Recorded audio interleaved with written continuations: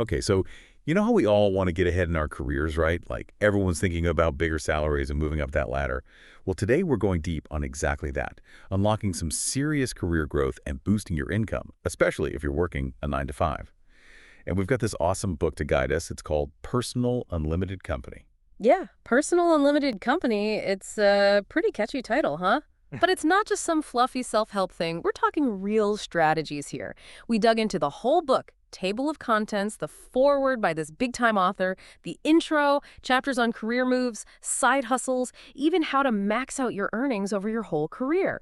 Plus, we've got some advice from a senior VP at 104, like a major HR force, and of course, more from that best-selling author. So basically, we're taking all this expert info and boiling it down to stuff you can actually use, like right now, to totally change how you think about your job and how much you can actually earn. And get this, the foreword starts with something totally unexpected. Forget that whole idea that getting into a huge company means a huge starting salary.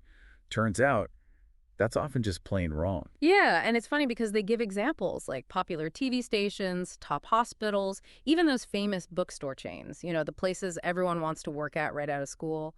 Well, they often pay way less than you'd think. It's kind of crazy, right? You'd figure those big names equal big bucks, especially at the start.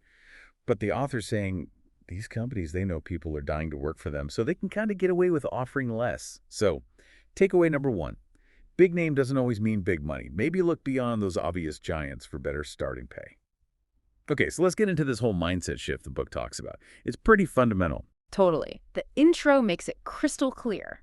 Your salary, you don't just get handed it. You got to earn it. And they use their own story as proof.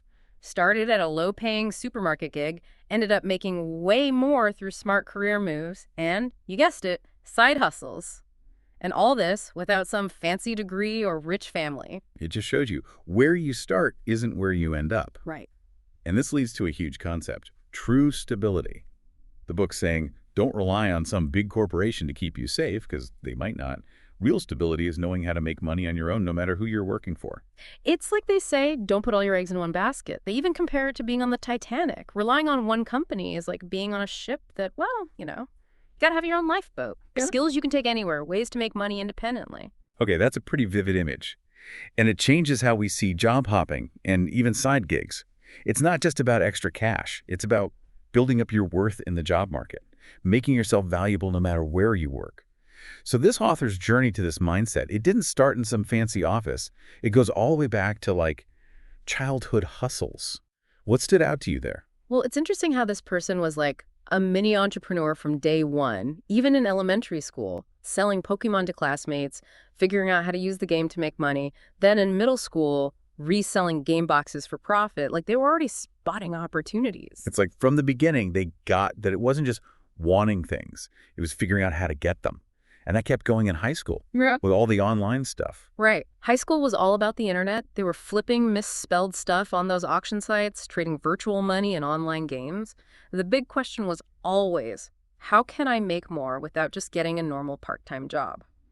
That idea, it really sets the stage for all the side hustle stuff later. And then there's this decision. Go into a 2-year college instead of the usual 4-year university. Some people might see that as a step down, but for them it was strategic. Get into the real world faster, work hard, and maybe even make more than those 4-year grads. It definitely challenges the whole you gotta have a fancy degree idea. They admit it was kind of awkward socially, but their blog, the one they started then, it actually helped them build skills and like a personal brand. Shows you that even taking a different path, if you build the right skills, it can pay off big time. So you can see how these early experiences shaped their whole approach to their career. Okay, next up, how they tackled what they called the wall of education. This is where things get real. Having that 2-year degree, it made things tough when they applied to those big Tokyo IT companies. Like, qualifications can feel like a brick wall sometimes. Yeah, but what's wild is how they dealt with it. Total guts. They contacted company presidents directly, even pretended to be university staff to get past HR, and they didn't give up. Followed up like crazy. Just wouldn't take no for an answer. See, that's that whole salary is earned thing in action. And then there's the interviews. They didn't just talk about their resume. They focused on what they could actually do for the company. Like, they even suggested ways to improve e-commerce stuff based on growing up in a rural area. Yeah. Turned a potential negative into a positive. Exactly. It's about figuring out what skills you have that they need and then selling yourself. And this led to a realization. A big company name isn't everything.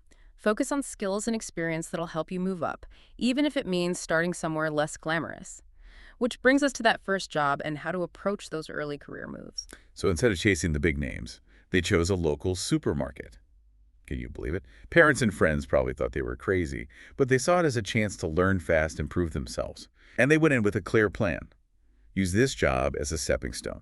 That's some serious long-term thinking. They weren't settling. They saw it as a place to gain experience and then move on. And they were proactive from day one, told everyone they wanted to be store manager, asked to be in management meetings, even gave their opinions. Even if they disagreed with the boss, they created their own opportunities. Totally. And they weren't afraid of tough stuff like taking on store layout with zero experience. They knew pushing themselves outside their job description meant learning way faster. It's about always being ready for that next move, even while you're killing it in your current job. And they kept this up in their next job, showing how important it is to learn from others and grab opportunities. Tell us about that. Okay, so after the supermarket, they landed at a human resources company. And here's their strategy. Imitate the top performers. Like, really study how they do things, understand their mindset, and make it their own. And this wasn't some slow process. They got promoted in just 3 months using this strategy. It proves that finding the best people around you and learning from them is super powerful. What's key here is understanding how those top people think, especially putting yourself in the client's shoes. That's crucial for sales and really for doing anything well in your career. And guess what? This success led to a job offer from Recruit, a competitor. Bigger role, way bigger salary. It's like proof that learning valuable skills opens doors. Right. You build up your worth and opportunities come knocking. And this leads to the advice that changed everything for the author, thinking like an entrepreneur, even inside a company. This is where that personal unlimited company idea gets real. The company president told them, manage yourself like a company. It's a total shift. You're not just an employee, you're your own business. And this isn't just some abstract idea, it's practical. Your salary and side hustle income, that's your company's revenue. Manage your expenses and your profit goes up. It's a whole new way to look at your finances and your career. And something that's super relevant today, side hustles. The book says, don't rely on just one job. It's like a business with one client. Risky. Multiple income streams, that's how you stay safe, especially with all the job changes happening. Right, it's like having backup. Yeah. And this personal company idea goes further. You're looking for better contracts, aka jobs, and thinking about the return on investment for your time, even your networking events. It's being strategic with everything you do. All this helps you understand how careers really work and what makes you valuable. And there's a key difference here. Your company's evaluation of you versus your market value. Internal reviews might get you promoted, but your market value, what other companies will pay for your skills, that's what matters for big jumps in salary. So what determines this market value? The book breaks it down into personal productivity, 5 things. Yeah. Rational thinking, structural understanding, seeing problems, explaining things clearly, and organizing using all those skills. Might sound intense, but the point is you can learn these things in any job. Exactly. Even something basic like a cashier, you can build these skills. It's all about being intentional, using your job as a training ground. And something else important, understanding the meaning of your work. See the big picture, how your little tasks fit into the whole industry. Be able to explain it simply to anyone. It's about making connections, seeing the bigger picture, and not just knowing stuff, but acting on it. They talk about action based on thought, not just blindly following orders. Question things, even your boss's instructions. That's how you grow and become more valuable. Okay, let's dive deeper into this value thing and how to make it go up. The book says, see yourself as a product in the job market. Sounds kind of weird, but it makes you think about what you're worth and how to improve. Keep your resume updated, even if you're not job hunting. It shows you what the market is paying for your skills. It's like checking your stock price, right? Yeah. Seeing what your skills and experience are worth. And the book's saying your value isn't fixed by your company. It's all about what you do and learn. Right. They even say, watch how recruiters treat you. Are they excited or not? It's a clue to your market value. The takeaway. Chase those market-valued experiences, even if your company doesn't care. You're investing in your future. So, knowing your market value, how do you boost it? The book lays out 3 career blueprints. Let's walk through them. Path 1, advancement within a company. The classic climb the ladder approach. Be good at office politics and stick it out. That's the key to this one. Traditional, but it works for some. Path 2, becoming a profession-specific expert. What's that all about? This one's about mastering skills that are valuable anywhere, not just in one industry. Sales, marketing, finance, tech, those kinds of things. It's what the author did, using their sales skills to move into higher-paying industries. Become the best at something, and you're valuable everywhere. Smart, especially in today's job market. Yeah. And lastly, becoming an industry expert. How's that different? This is about being the guru in one specific industry. Knowing everything, the trends, the inside scoop. You can be a speaker, consultant, whatever. Companies will want you. And for both this path and the last one, the author says you got to be able to see the core of an industry and make connections, like thinking by analogy. So whatever path you choose, it's all about constant learning, thinking strategically, and being proactive. Right. Okay, so you've got your market value figured out, you've got some paths in mind. What about actually prepping for a job change? Well, the book busts some myths here. Like that whole stay at a company for at least 3 years rule. It's BS. It's about what you do in those years, the skills you get, the impact you make, not just the time you clock in. It's about quality over quantity. Right. And they also say, don't jump ship just because you hate your job. Why is that? Because you'll probably end up in another bad situation. If you're leaving for all the wrong reasons, you won't make a good choice. Weirdly, they say the best time to think about leaving is when you're happiest. You're in a good spot, you can think clearly. Interesting. And something else they emphasize, information volume. What kind of info are we talking about here? Become a job market nerd. Check job sites all the time, know what different roles pay in different industries, figure out what skills those high-paying jobs want. They even say, look at jobs that pay way more than you make now, not to apply, but to see what they're looking for. It's like working backward from your dream salary, figuring out the steps to get there. And what if you don't have that dream job in mind? Where do you start? Start with the lifestyle you want, your perfect day, your goals, then figure out what careers could make that happen. Let your personal dreams guide your career choices. So once you've done all that prep work, how do you actually choose that next job? This is where they talk about the core shift job change.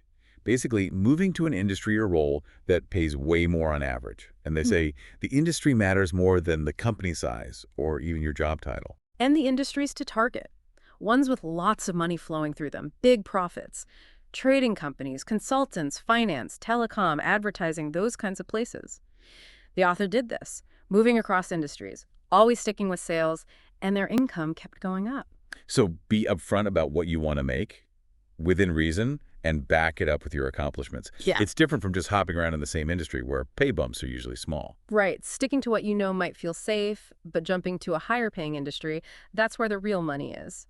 But, and this is important, no matter what, be amazing at your current job. Build a reputation for being awesome. Always got to deliver, right? Yeah.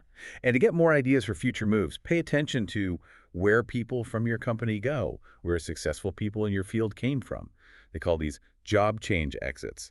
Learn from the paths of others. Yeah, it's seeing what career paths are possible. And when choosing a company, don't just think about the next job, think about the one after that. Choose places that will make you more valuable in the long run, even if the immediate pay bump isn't huge. Long-term thinking is key. And finally, target industries that are making money now and are going to keep growing. Salaries follow profits, and growing industries mean more chances to learn new, valuable stuff. So the big takeaway for you, listener, is that you're in control. You can shape your career, boost your income, be strategic, keep learning, and go after those opportunities. And on that note, one last thought. With the job market changing so fast, what industries that seem totally unrelated to what you do now could actually be amazing opportunities? What if those unexpected paths are where the real growth is? Think about it, explore. Maybe you'll find your own personal limited company. Thanks for joining us on this deep dive.